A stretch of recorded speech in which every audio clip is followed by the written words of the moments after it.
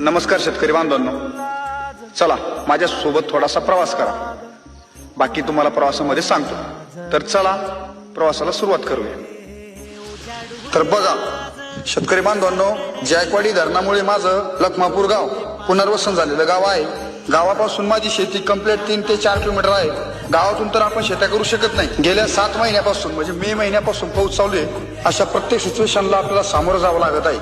कुठल्या प्रकारे रस्ते नाही, खडीकरण झालेला नंबरिंग नाही आहे. म्हणजे जायकवाडी धरणामुळे ज्या ज्या गावामध्ये असे रस्ते आहे त्या सर्व गावकऱ्यांसाठी हा व्हिडिओ आहे.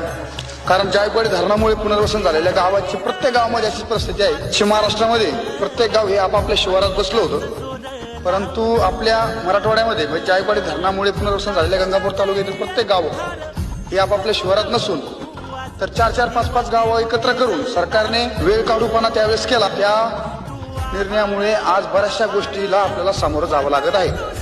जर प्रत्येक गाव आपल्या शिवारामध्ये असतं तर 100% हे रस्ते डांबरीकरण झालेले असते, नव्हे तर कमीत कमी पक्के तर झालेले असते.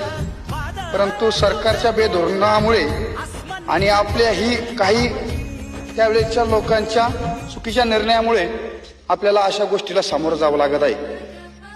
तरी माझी सर्व शेतकरी मंडळींनी एकच विनंती आहे की मित्रांनो, जोपर्यंत आपण एकत्र येऊन